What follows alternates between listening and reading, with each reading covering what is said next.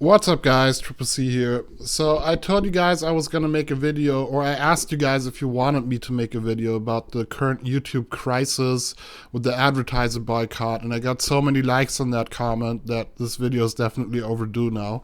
So basically what happened, I'll wrap it up in a nutshell because there's so many creators or YouTube creators that have posted about this, that made videos, and I'm sure most of you have probably heard about this from some kind of YouTuber you're subscribed to, because it does affect everybody on YouTube.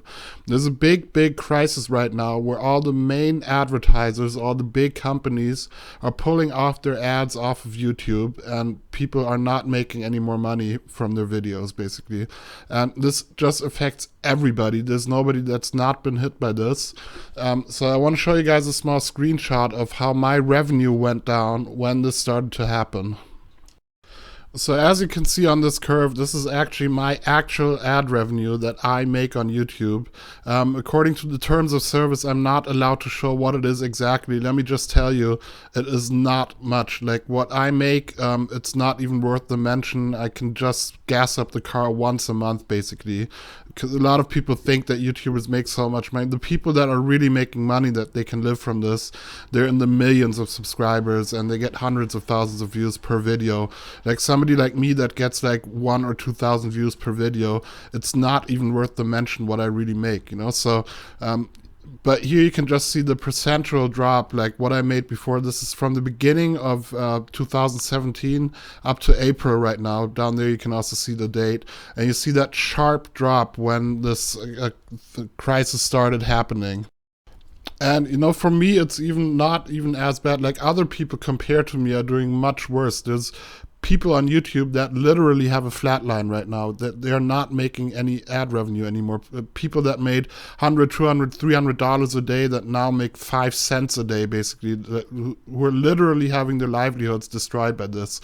And like I said, I mean, for me, this is not as relevant because the money I earn on YouTube is nothing but pocket change for me, you know? Like what I earn on YouTube in 1 month, I'll earn that easily in 1 day in my day job, you know? So anything I do on YouTube is not motivated by money in that sense, but just because I really enjoy making those videos and I enjoy giving you guys the links to the races every day.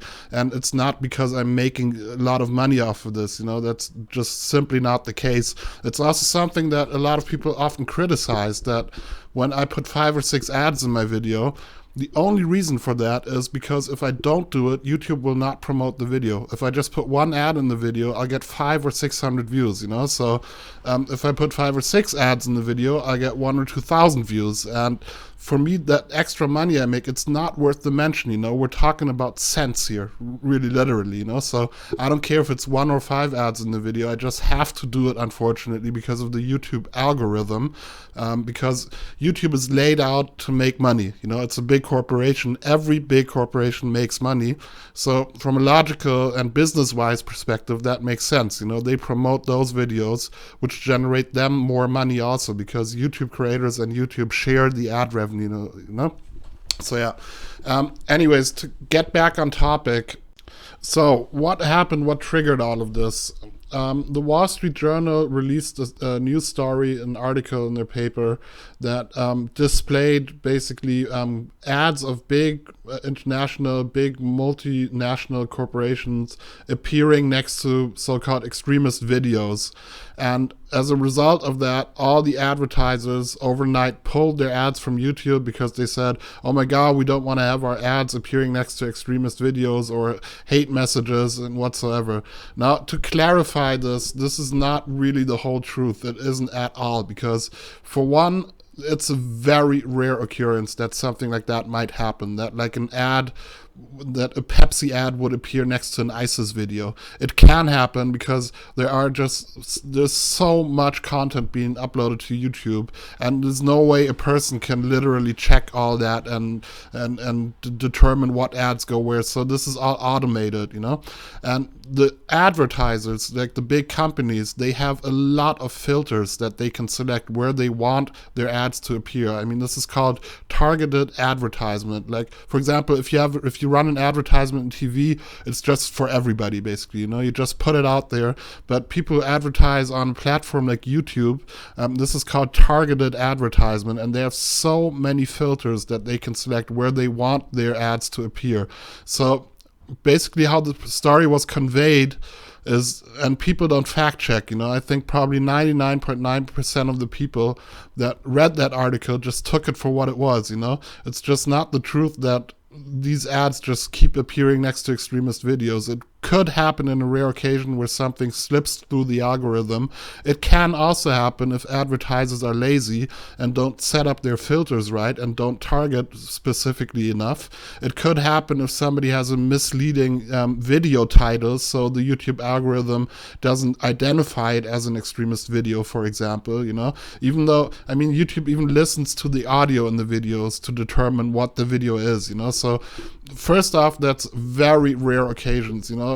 And what happened, like all these advertisers said, oh my God, we can't have our ads appearing next to extremist videos. We're going to pull all our ads off of YouTube. That was the official storyline. But this is just not the whole truth, you know, because all these big multinational corporations, they're not stupid, you know. They have professional advertising departments with professional people working in there. It's not like they read a story from the Wall Street Journal and all of a sudden all panicked, you know. There are different motivations behind this, why they actually pulled all their ads off of YouTube. Also, anybody that would fact check, you know, like one of the stories out there is that like advertisements appeared next to a video where a guy was teaching people how to stab people who are wearing a bulletproof vest. You know, the truth, what happened in that video, that's a guy who tests like weapons and stuff like that. You know, this American dude, he likes weapons, so he'll test weapons and bulletproof vests and so on. And there was like a stab proof vest that came out. The guy did a test on it.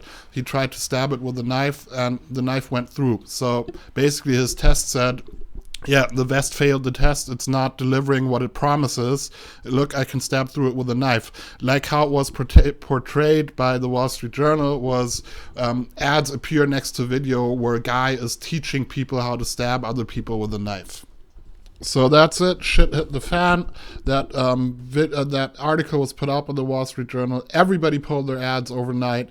And what do? You know, like for YouTube, those 150 big corporations, these are their primary source of income, you know, so YouTube has to react to it, you know. It's like they're blackmailed, basically, because it's not only creators' livelihoods, but their whole business model is set up for ad revenue. And if the biggest advertisers pull their ads, YouTube has to react and has to do something. So what did YouTube do? They tried to appease or please the advertisers and said, "Oh, look, we're demonetizing all kinds of videos which seem controversial, and we're setting up more filters, and we're going to give you more control," which already exists in the AdSense filters anyways.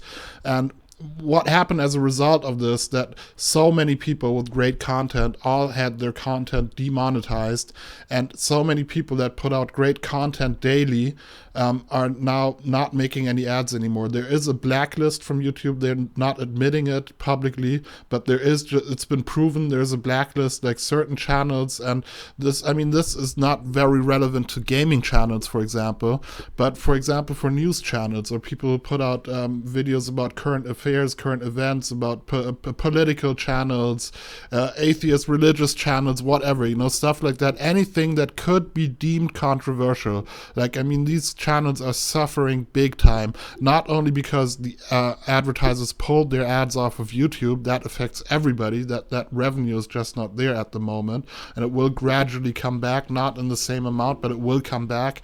But people that are just not eligible for monetizing anymore, because anything that mentions anything about religion, politics, war, whatsoever is now deemed controversial, and YouTube doesn't want to fall into that trap that it might be that it might be a political message like ISIS or whatever. So they're just demonetizing all those people, you know, people who've worked years and years to build up their channels. And now all of a sudden are not making any money anymore. People that have like employees that help them on their YouTube channels, it's not just like single creators, but these are people that have like several employees. They have like production studios and everything is just deemed potentially controversial, and these guys are being put out of business as of now if nothing will change. And like for me, for example, like there are so many good creators, and these channels, there are a lot of channels, they will just disappear. And I have a lot of channels that I watch on YouTube which are not related to gaming, which are affected by this and which might disappear in the future. And let's get back to the motivation why this happened, basically. Like the companies have different motivations for why they pulled their ads. Like the Wall Street Journal, to say at best, put out a misleading article. That's put in a very friendly term, how I'm putting it right now. They put out a misleading article, and as a result of that, pulled their ads off of YouTube. Now, other companies followed. They have different motivations. Like Wall Street Journal, for example, that's a media outlet, and they just don't like that independent YouTube creators and independent channels, not big corporate channels, that they have so much influence on YouTube. If you look at certain channels regarding news and current affairs, there are people out there that have 500,000, 2 million subscribers that comment about political stuff every day, and they're reaching more people on YouTube than those outlets like CNN, Wall Street Journal, etc. Like all those. And the big corporations, they don't like that, because to be honest, like mainstream media in America is a big joke. Also in other countries, but especially in America, mainstream media is a big joke. So naturally, people will also search for different commentators who have like more realistic approach to current issues, and those people are found on YouTube. And those big advertisers, those big media outlets, they don't like that at all. So this is their motivation, because with that setup, basically, that anything can deemed as controversial now, all those people with a different voice, they're all being put out of business right now. Now, all these other advertisers, for example, for them, like if I'd have a brand, nothing politically or media outlet or whatever, I would definitely use this to my advantage too, and also pull my ads off of YouTube, because then I could, by putting it back on YouTube, I could renegotiate the price with YouTube, and this is definitely going to happen. All those big companies like Procter and Gamble, for example, or also Pepsi, not politically or motivated or no media outlet whatsoever, they're going to be back on YouTube. This revenue is partially going to be coming back, but it's going to be coming back in less proportion. They're going to renegotiate their prices they paid to place their ads, and the whole system will change, basically. So that's the motivation from most companies, why they just suddenly pulled it overnight. They saw an opportunity in that, and it will work also. They will get sweeter deals by YouTube and ultimately. So yeah, basically that just shows how the whole YouTube thing is also going to be changing in the future. Like money rules the world. It's always been like that, and YouTube has always been a platform where everybody had a voice, and there is a hazard that will go away, and that will go more in the direction of big corporations placing their content on YouTube. We're going to have YouTube TV is being launched, for example. Guess who's in there? It's all the big TV stations that have TV channels anyways, So there is a real hazard that YouTube is moving away from what it is.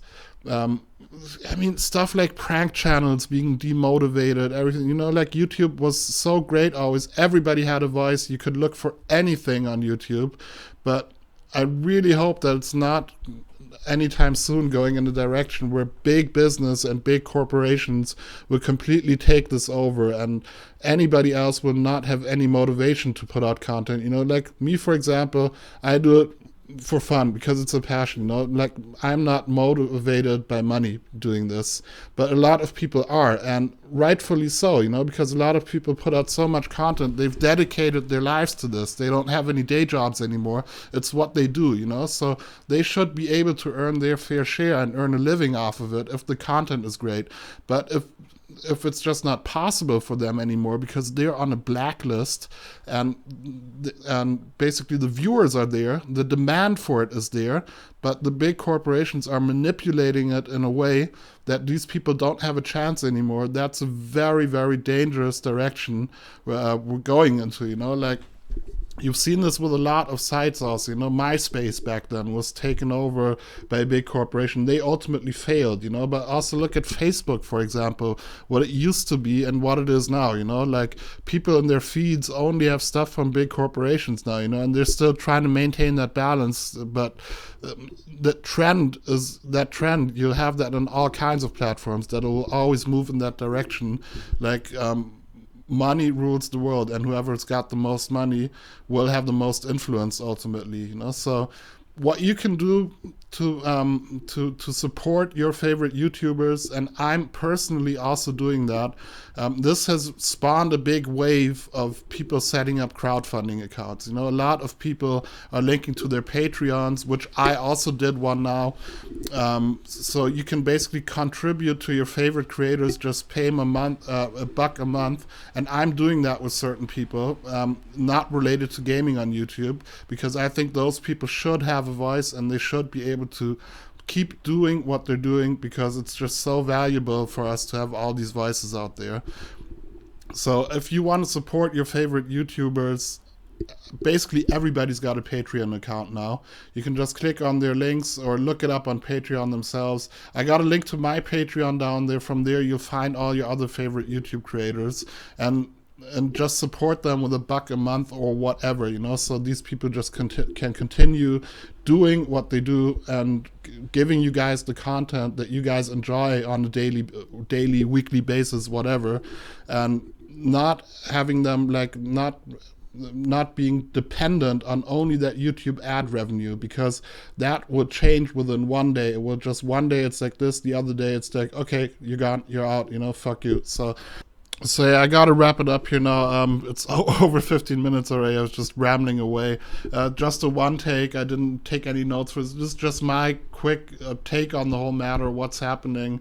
A very unpleasant development, but then again, things change quick in our world, especially related to technology, and will also in the future. So, like I said, support your favorite people by supporting them via crowdfunding or via other means, because YouTube is going to be changing, and the content that will be put out on YouTube will also change to that midterm. Like, short term, you'll see all these people around, but midterm, long term, this is going in a completely different direction than what you're used to from what YouTube really is. So the only thing to keep it alive, to keep these people going, basically, is to individually support them, individually support the people that you really appreciate on YouTube, and help them basically so they can keep going with doing what they do. And this is not all going to be taken over by corporate media and big corporations and big money, because then in the end YouTube will not be what it was before.